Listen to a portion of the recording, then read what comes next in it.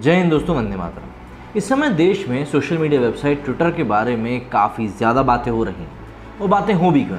उन्होंने पंगा लिया है भारत की गवर्नमेंट से, जिनसे कि देश में भाई कोई भी पंगा नहीं लेता। तो ऐसे में बाहर की कोई एक सोशल मीडिया वेबसाइट आकर अगर भारत की सरकार से पंगा ले रही है तो जाहिर सी बात है उसके पीछे किसी न किसी चीज़ का तो बैकअप होगा। ज़रूरी नहीं है कि वो बैकअप किसी देश का, बैकअप कई चीज़ों का होता है। अब ऐसे में अगर हम ट्विटर के केस की बात करें तो ट्विटर ने पिछले कुछ दिनों में जिस प्रकार के कांड किए हैं, चाहे वो मैनिपुलेटेड मीडिया के टैग को लगाने वाली बात हो, चाहे वो गाज़ियाबाद वाले मामले में फेक न्यूज़ को स्प्रेड करने से ना रोकने वाली बात हो, चाहे वो गवर्नमेंट द्वारा निर्देश दिए जाने के बाद भी आईटी नियमों को ना मानने की बात हो, तो बातों की कमी नहीं है। बातें ट्विटर ने कई सारी करी हैं और बात वही है कि आखिर ट्विटर के पीछे इतना बड़ा बैकअप क्या है।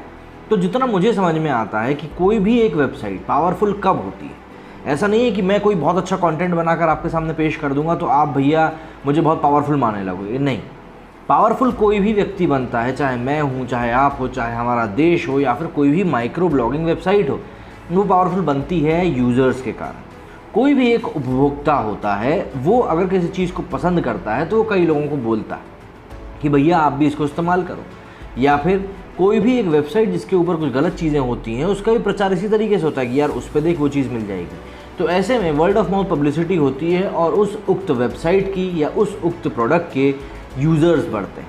ऐसे में अगर हम वेबसाइट की बात करें तो एक टर्म होता है डेली एक्टिव यूज़र्स, मतलब DAU। डेली एक्टिव यूज़र्स अगर आपके ज़्यादा हैं तो ऑब्वियस सी बात है आपकी वेबसाइट बहुत ज़्यादा पावरफुल होगी, क्योंकि लोग आपसे जुड़ना पसंद करेंगे।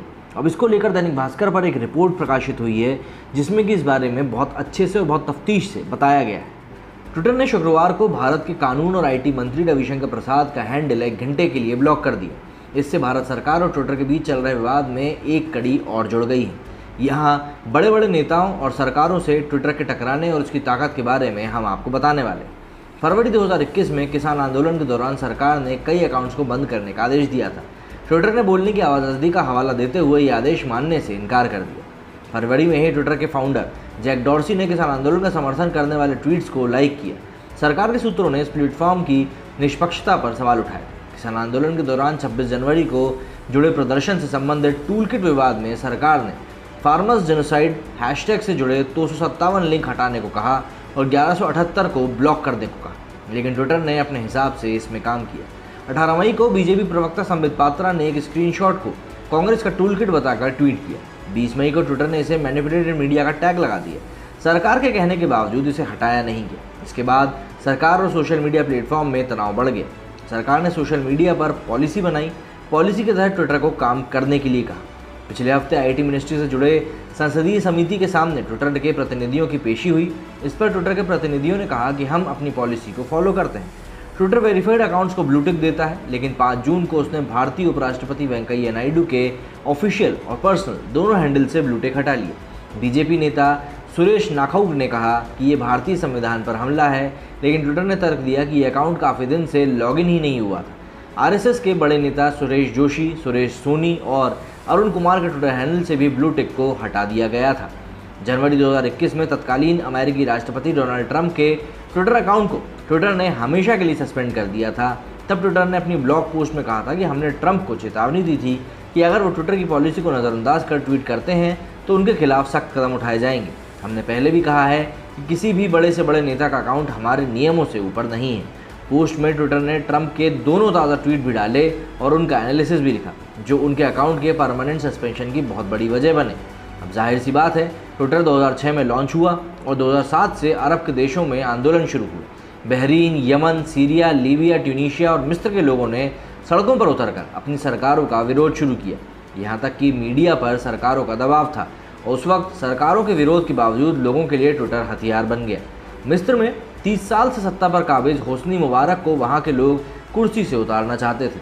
जनवरी 2011 में 18 दिनों तक राजधानी काहिरा के तहरीर चौक पर लाखों लोगों ने प्रदर्शन किया।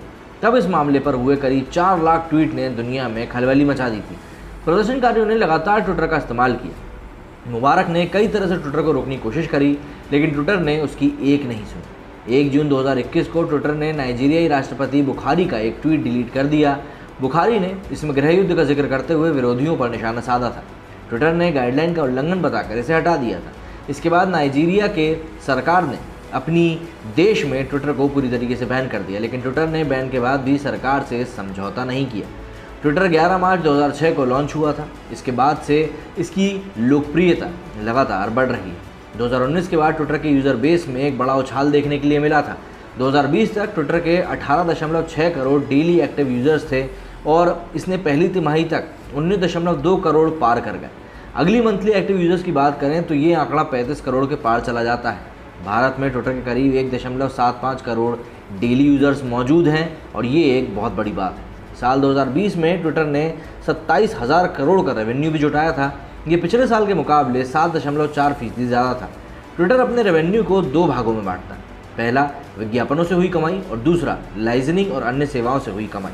ये 2 भाग इसकी कमाई के बहुत बड़े जरिए हैं। 2020 में ट्विटर ने विज्ञापनों से 86% यानी करीब 23,000 करोड़ रुपये जुटाए। इसमें प्रोडक्ट्स, ट्वीट्स और अकाउंट्स का प्रमोशन शामिल था। इसके अलावा 14% यानी 3,000 करोड़ रुपए डेटा लाइसेंसिंग और अन्य सेवाओं से मिले। दुनिया भर में 10% सोशल मीडिया यूजर्स ट्विटर का इस्तेमाल करते हैं। इसमें दुनिया भर के सेलिब्रिटी, राजनेता, कारोबारी और ब्रांड्स भी शामिल हैं। अमेरिका के पूर्व राष्ट्रपति बराक ओबामा के ट्विटर पर सबसे ज़्यादा फॉलोअर्स हैं। भारत के प्रधानमंत्री नरेंद्र मोदी 6.87 करोड़ फॉलोअर्स के साथ इस लिस्ट में 12वें नंबर पर आते हैं। अब जाहिर सी बात है, ये जो नंबर्स मैंने आपको अभी बताए, ये नंबर्स कोई छोटे मोटे नहीं, ये नंबर्स काफ़ी बड़े हैं और जो लोग इस वेबसाइट के ऊपर जुड़े हुए हैं वो लोग वाकई में इन नंबर्स को कुछ मायने में देखते भी हैं। ऐसे में ट्विटर जिस सीनाजोरी के साथ भारत की सरकार के सामने खड़ा हुआ है, उसके पास अपने कारण भी हैं। कई मौक़ों पर वो बोल चुका है कि हम किसी देश की सरकार की बात नहीं मानते और हमारे नियम किसी भी देश की सरकार से ऊपर हैं, क्योंकि हो सकता है उस देश की सरकार के जो नियम हैं वो वहाँ के लोगों की आवाज़ को दबाने वाले हैं। और अभी के अगर हम हालातों की बात करें तो देश में, दुनिया भर बल्कि कई सारी ऐसी जगह हैं जहाँ पर पब्लिक के प्रोटेस्ट जगह जगहों पर देखने के लिए मिल रहे हैं। ऐसे में ट्विटर के ऊपर कहीं ना कहीं इस बात की भी जिम्मेदारी आती है कि लोग जो एक दूसरे के खिलाफ भड़काऊ भाषण दे रहे हैं वो लोग ट्विटर का भी मुखर रूप से उपयोग जानते हैं।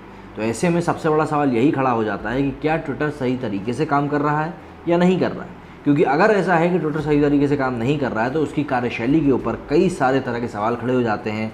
ऐसे में जब भारत में उससे कई सारी नीतियों को मानने के लिए कहा गया तो उसने सिरे से इनकार कर दिया और उसने साफ कहा था कि वो अपनी खुद की पॉलिसीज़ को फॉलो करता है। एक स्टेटमेंट में ये भी बात सामने आ चुकी है कि ट्विटर अपने ऊपर किसी भी बड़े राजनेता को नहीं मानता और चुनाव को हारने या जीतने में ट्विटर का कितना बड़ा योगदान रहता है ये हम अमेरिका में हुए चुनाव के बाद देख ही चुके हैं। जब डोनाल्ड ट्रंप के अकाउंट को ठीक चुनाव के पहले सस्पेंड कर दिया गया था, ये बोलते हुए कि उन्होंने पॉलिसीज़ का वायलेशन किया है। हालांकि भारत में भी अब इसको लेकर एक अनरेस्ट देखने के लिए मिल रहा है। अब सबसे बड़ी बात देखने वाली यही सबके सामने है कि क्या ट्विटर भारत में टिक पाता है या नहीं, क्योंकि उसके जो डेली एक्टिव यूज़र्स हैं और जो यूज़र बेस उसका इंडिया में क्रिएट हुआ है वो भी काफ़ी ज़्यादा स्ट्रॉन्ग है। ऐसे में अगर भारत में ट्विटर के ऊपर बैन लगाया जाता है तो भारत में भी इसका कड़ा विरोध देखने को मिल सकता है। ऐसे में ये चीज़ बहुत मुश्किल है कि भारतीय सरकार ये गलती करेगी कि ट्विटर को बैन करे, क्योंकि उसके सामने इस समय 2022 यूपी के बहुत बड़े चुनाव भी हैं और 2024 का चुनाव भी शामिल है।